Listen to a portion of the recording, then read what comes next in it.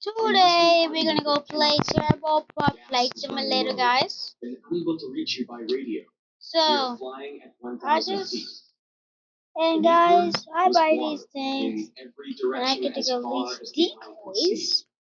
She got herself And into you'll this think predicament why I have through a to series get of one of unfortunate those events and decoys bad has. decisions. And that's Many how of I them just could have like been it. avoided with a better knowledge of physics. Okay, Even so so, there was one thing she you could wanna have start done the in boarding this moment. now? One switch she could have flipped that would likely have saved her life and changed history. Wanna start boarding now? This video is sponsored by KiwiCo. More about them at the end of the show. Amelia Earhart was vying to become the first female pilot Everybody to fly around board the up. world. Board the plane. Really scientifically worthwhile for aviation. And she wasn't taking any shortcuts. Other successful circumnavigations had followed a northern route, mostly staying close to land. But Earhart's route would be the longest, by following a path close to the equator. This meant the last part of her journey was the hardest, crossing the full width of the Pacific Ocean. The starting point for this crossing was Leh, a city on the eastern side of New Guinea. At the time, it was one of the world's busiest airports, a hub of traffic from Asia and Australia. At 10 a.m. on a hot July day, Earhart piloted her Lockheed Electric down the runway and took off on what would be her final flight.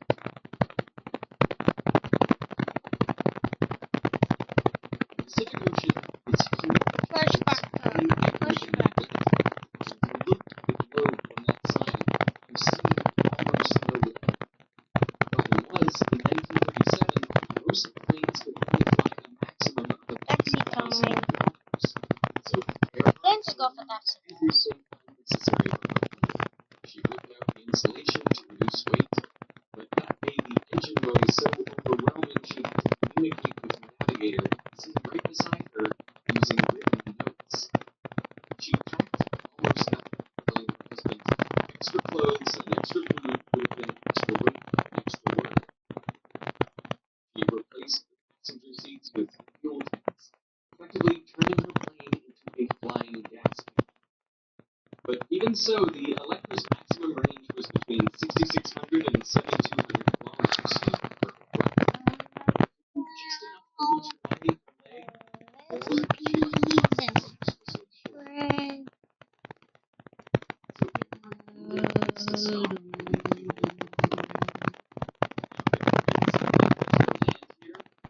Guys, when I take off, I'm gonna release the decoys on the side.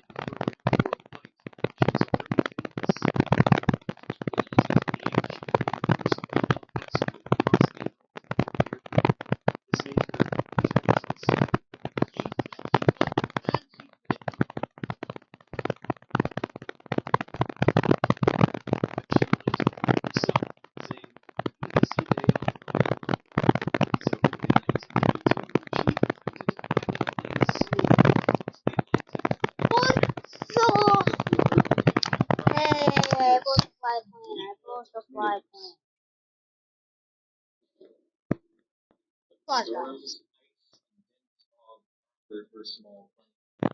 Steam in the exhaust manifold cracked, and flames from the engine spewed out into the night.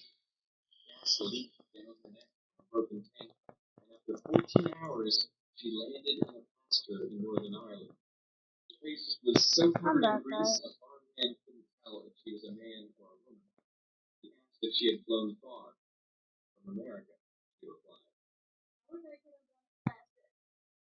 These adventures brought her into the orbits of powerful people, like the First Lady, Eleanor Roosevelt.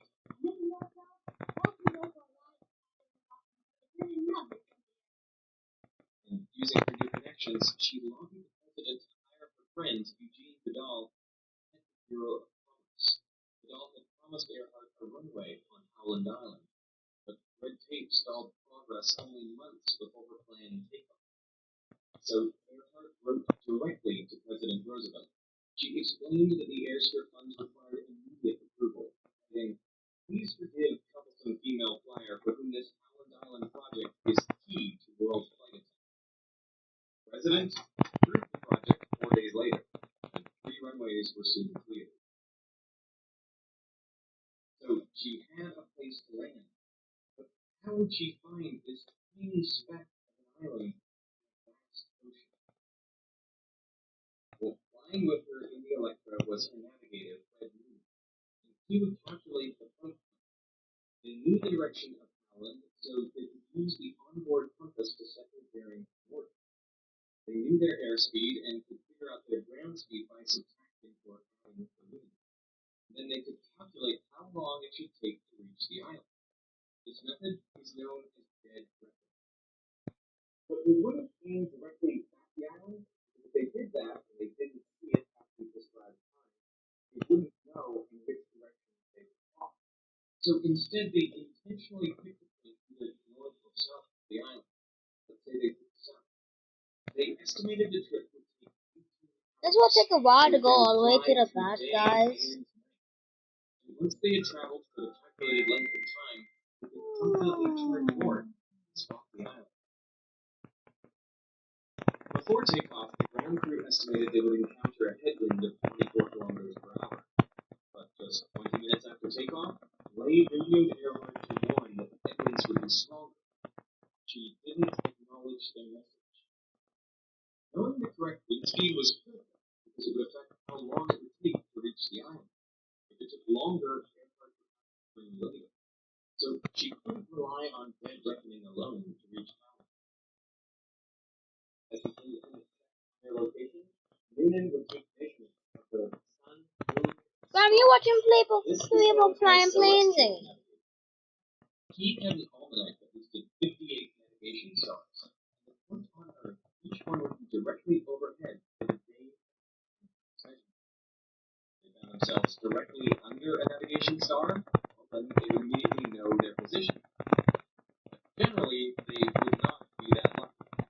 So Newman would measure the angle above the horizon to a navigation star, and use that to work out how far away they were from the point on Earth where that star would be directly overhead. So he could trace out a circle on the globe of possible locations. And then he would measure the angle to another navigation star and draw out a second circle.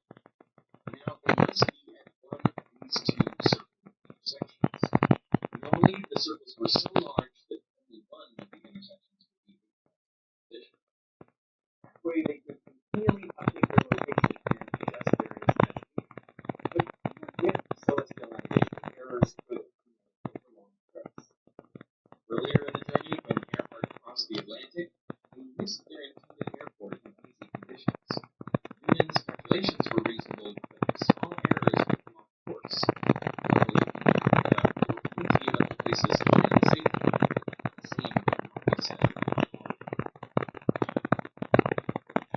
So the flight across the Pacific, Earhart commandeered 3 U.S. Navy Coast Guard ships. The Itasca would be stationed at Howland Island, the Ontario would be halfway along the route, and the Swan was positioned midway between Howland and Hawaii.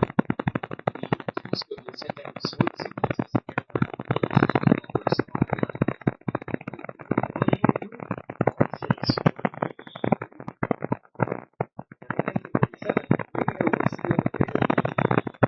During this time, exceedingly waves in the 140 degrees. The extreme electrons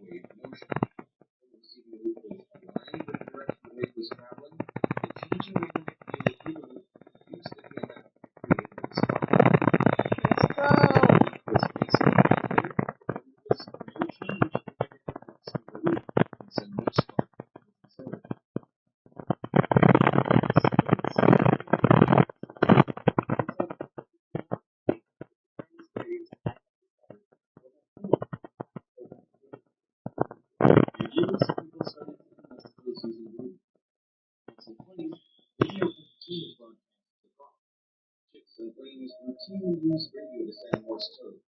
Some, including Earhart, could send and receive voice messages. In fact, Earhart had 5 radio antennas around the plane, each for a specific purpose. The largest antenna could be wheeled in and out like a fishing line behind the plane. It was 76 meters long, which was necessary to efficiently send and receive Morse code via the 400 or 500 kilohertz radio waves used by ships and remote stations. Ideally, the antenna could be at least a quarter of the wavelength of the radio wave. This improves the efficiency of the conversion from electrical energy to radiated electromagnetic. Earhart's trailing antenna was only around an eighth of the wavelength, but it was connected to a high so its signals could still be detected over 1,000 kilometers.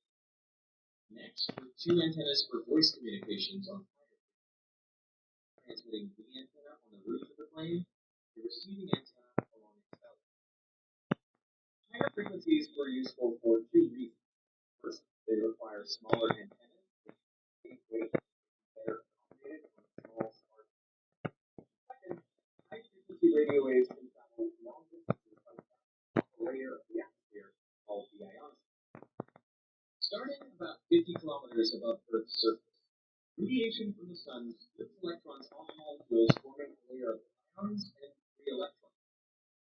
Radio waves with certain frequencies interact with these free electrons and are effectively reflected back to Earth. It's as if they bounced off a big wobbly mirror in the sky. This effect is called skipping, and it scatters radio waves all over the place. These radio waves can then reflect off the ocean and back up the ionosphere, making multiple hops to travel thousands of kilometers. During the daytime, the intense radiation from the sun means the ionosphere starts lower in denser atmosphere. And because of this, lower frequency radio waves are more likely to be absorbed than reflected. So Maybe I'll start the decoys, leave it the down in the higher comments. 6210 kilohertz to skip those signals during the day, and then the lower 3105 kilohertz at night, once the bottom of the ionosphere had lifted into thinner air. 4 hours after takeoff, Earhart radioed an update delay on her daytime frequency of 6210. She reported her altitude at 7,000 feet and speed at 140 knots before concluding with her typical sign-off. Everything okay. But she never acknowledged calls from Lay about the headwinds. They radioed again at 11:20, 12:20, but never got a response from Earhart. In all likelihood, she never heard them. She did radio 6 hours into her flight to report stronger headwinds, but she makes no mention of Lay's earlier warnings. It's possible the receiving belly antenna was broken, fell off, or something in the receiving electronics wasn't working. But her ability to receive voice messages was clearly impaired. 9 hours into the flight, Earhart expected to come upon the Ontario. She listened for Morse code ends on 400 kilohertz, but she heard nothing. I thought that was the original B2. plan was that the Ontario would wait for her to radio them to request that they start transmitting. But the day before takeoff, Earhart realized she had made a mistake. The Ontario had told her they wouldn't be able to receive any high-frequency signals, which meant no voice communication. So she sent an urgent telegram asking the Ontario to transmit the Morse code ends repeatedly 10 minutes after each hour. The purpose of the Morse code from the Ontario was actually to allow Amelia Earhart to make use of her 2 final And antennas. guys, to be So continued, that's the end of the video. I can send y'all a comment if y'all want to see part 2. Right now, this is part 2 and that was part 1, guys. See ya! Planned to stay on course and locate how